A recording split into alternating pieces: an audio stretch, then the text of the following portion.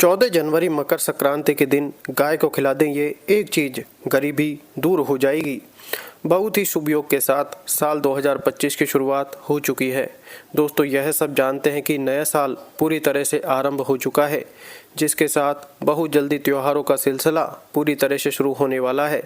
दोस्तों, आप सभी को बता दें कि मकर संक्रांति के पर्व को नए साल की पहली प्रमुख त्योहारों में से एक माना जाता है। दोस्तों, धार्मिक मान्यताओं के अनुसार कहा जाता है कि यह पर्व बहुत ही ज़्यादा पवित्र और ख़ास होता है। वेदांग पंचांग के अनुसार बताया जाता है कि जिस दिन सूर्यदेव मकर राशि में गोचर करते हैं, उसी दिन से मकर संक्रांति का पर्व बड़े ही हर्ष और उल्लास के साथ मनाया जाता है। मकर संक्रांति के दिन खरमास का पूरी तरह से समापन हो जाता है, क्योंकि मकर संक्रांति से पहले खरमास का महीना चल रहा होता है, जिसके साथ ही शुभ कार्यों पर लगी रोक पूरी तरह से हट जाती है। यानी कि खरमास के महीने में कोई भी शादी विवाह या शुभ मांगने कार्य नहीं होते हैं। और दोस्तों, जब खरमास समाप्त हो जाता है तो शादी विवाह और मांगलिक कार्य पूरी तरह से शुरू हो जाते हैं। दोस्तों, बहुत सी जगह मकर संक्रांति को खिचड़ी के नाम से भी जाना जाता है। दोस्तों, यह हमारी नई साल के सबसे पहले त्योहारों में से बहुत ही प्रमुख त्यौहार होता है, जिसे लोग बड़ी ही धूमधाम के साथ मनाते हैं। नई साल पर मकर संक्रांति के दिन लोग अपने घर में तरह तरह की मिठाइयाँ और तरह तरह के लड्डू और पकवान बनते हैं। दोस्तों, बताया जाता है कि हिंदू धर्म में मकर संक्रांति यानी खिचड़ी के पर्व का बहुत ही खास महत्व होता है, क्योंकि मकर संक्रांति के दिन व्यक्ति के घर पर खिचड़ी मनाई जाती है।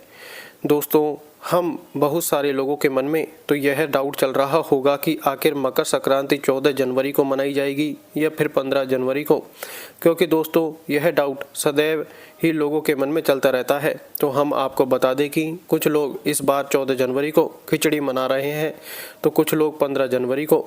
भारतीय संस्कृति में मकर संक्रांति के पर्व के बाद ही सारे शुभ कार्यों की शुरुआत बड़े धूमधाम से हो जाती है। लेकिन दोस्तों, हम आपको बता दें कि इस बार की जो मकर संक्रांति है वह 14 जनवरी को बड़े ही धूमधाम के साथ मनाई जाएगी। दोस्तों, मकर संक्रांति का दिन बेहद ही पवित्र दिन होता है, लेकिन फिर भी कुछ ऐसी बातें होती हैं जिनका इस पर्व में हमें विशेष तौर पर ध्यान रखने की बहुत ही ज़्यादा ज़रूरत होती है। इस दिन कुछ कामों को हमको करने से ज़रूर बचना चाहिए। दोस्तों, कहा जाता है कि इस दिन हमें अपनी बड़ी और जितना ज़्यादा हो सके संयम रखना चाहिए। हमें मकर संक्रांति के दिन किसी के प्रति बुरे ख्यालों को अपने मन में लाने से बचना चाहिए। वैसे तो कभी भी किसी के प्रति हमें अपने मन में बुरे विचार नहीं लाने चाहिए। आइए जानते हैं कि मकर संक्रांति पर हमें ऐसे कौन कौन से महत्वपूर्ण कार्य होते हैं जिनको करना चाहिए और ऐसे कौन से कार्य हैं जिनको नहीं करना चाहिए।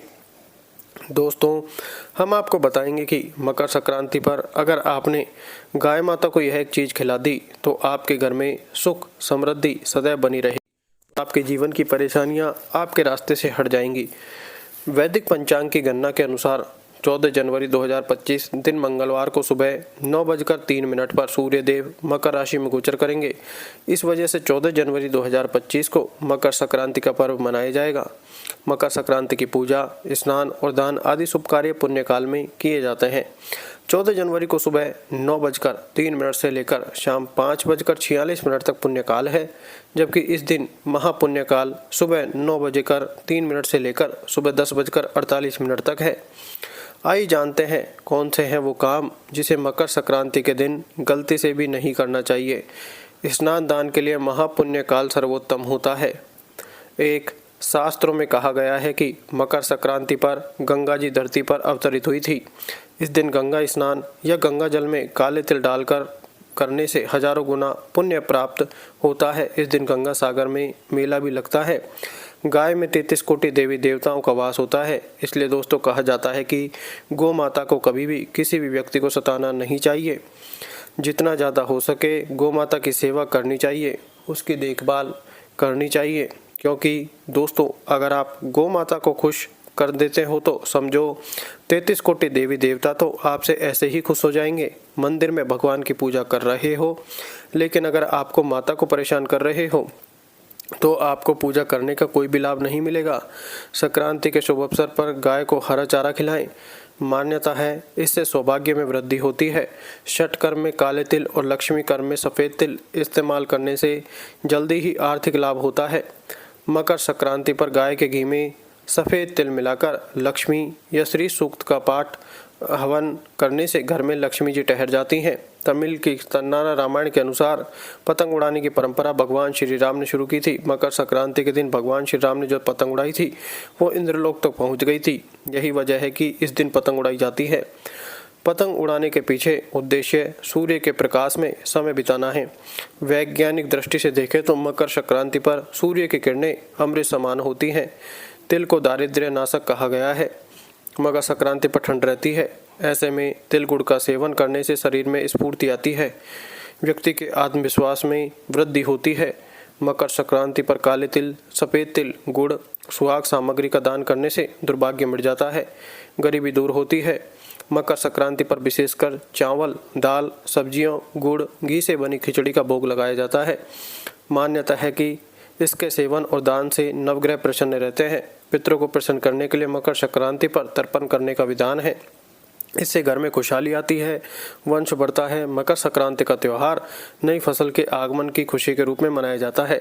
ऐसे में इस दिन खेती से जुड़े समस्त उपकरण मवेशियों की पूजा करनी चाहिए। इंद्रदेव सूर्य का आभार प्रकट करना चाहिए। इससे साल भर धन अन्न की कमी नहीं होती। मकर संक्रांति से नए कार्य की शुरुआत करना शुभ फलदायी होती है। मान्यता है इससे भाग्य सूर्य की तरह चमकता है। नए निवेश, नया व्यापार, नई नौकरी शुरू करने से समृद्धि आती है। 2. मकर संक्रांति सूर्य शनि पिता पुत्र के मिलन का दिन है। ये दोनों ग्रह कुंडली में खास माने जाते हैं।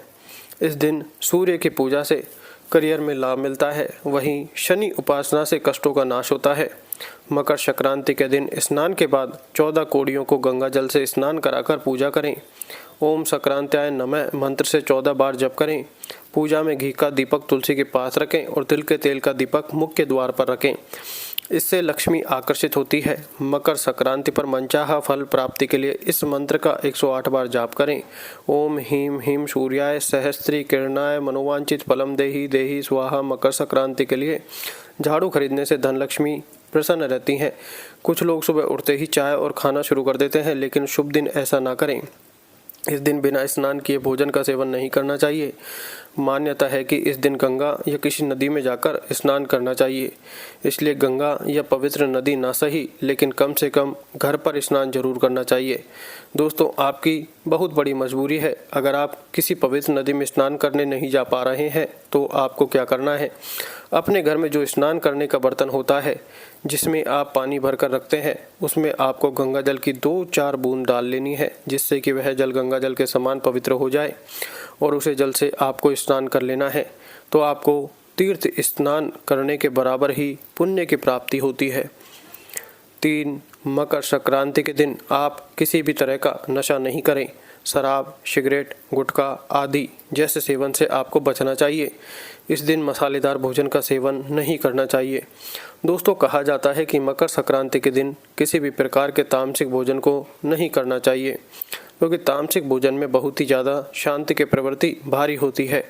अगर आप मकर संक्रांति के दिन तामसिक भोजन को ग्रहण करते हैं तो आपको बहुत बड़ा पाप लगता है, जिस वजह से आप अपने जीवन में किसी भी प्रकार की सफलता को हासिल नहीं कर पाते हैं। दोस्तों, तामसिक भोजन में लहसुन, प्याज का खाना और भी मांस, मुद्रा, मछली यह सब आते हैं।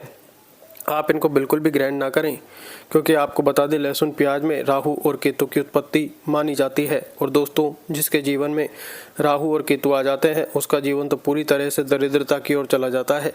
इसलिए आप सभी से हाथ जोड़कर निवेदन है कि मकर संक्रांति के दिन आपको तामसिक भोजन पर बहुत ज़्यादा ध्यान देने की आवश्यकता है। इस दिन तिल, मूंग दाल की खिचड़ी इत्यादि का सेवन करना चाहिए और इन सब चीज़ों का यथाशक्ति दान करना चाहिए। मकर संक्रांति के दिन अगर कोई भी आपके घर पर भिखारी, साधु या बुजुर्ग आए तो उसे खाली हाथ ना लौटा दें। जो अपनी सामर्थ्य के अनुसार कुछ न कुछ दान अवश्य करें। इस दिन भूलकर भी लहसुन, प्याज और मांस का सेवन नहीं करना चाहिए। मकर संक्रांति का पर्व सादगी के साथ मनाना चाहिए। खाने में भी सात्विकता का पालन करें। शास्त्रों में मकर संक्रांति को तिल संक्रांति भी कहा जाता है। काले तिल और तिल से बनी चीज़ों को दान करने से पुण्य लाभ मिलता है। विशेषकर शनिदेव को प्रसन्न करने के लिए तिल का दान किया जाता है। इसके अलावा सूर्यदेव और भगवान विष्णु के साथ साथ पितृ भी तिल दान करने से प्रसन्न होते हैं। ऐसा करने से शनि दोष भी दूर होता है। 4. मकर संक्रांति पर गुड़ और गुड़ से बनी चीज़ों का दान करने से विशेष लाभ प्राप्त होता है। ज्योतिष शास्त्र में गुड़ का संबंध गुरु ग्रह से होता है। मकर संक्रांति पर गुड़ दान करने पर शनि, गुरु और सूर्य तीनों प्रसन्न होते हैं। ऐसा करने से करियर में तरक्की और समाज में मान प्रतिष्ठा मिलती है। मकर संक्रांति के दिन देसी घी और इससे बनी मिठाइयों का दान करना बहुत ही शुभ माना जाता है। माना जाता है कि मान सम्मान, यश और भौतिक सुविधाओं की प्राप्ति के लिए मकर संक्रांति पर देसी घी का दान किया जाता है। मकर संक्रांति पर नमक दान करने से विशेष लाभ मिलता है। शास्त्रों में बताया गया है कि मकर संक्रांति पर नमक के दान से अनिष्टों और बुरी ऊर्जाओं का नाश होता है। मकर संक्रांति के दिन पवित्र नदियों में स्नान करने के बाद गरीबों को रेवड़ी का दान देने से महापुण्य की प्राप्ति होती है।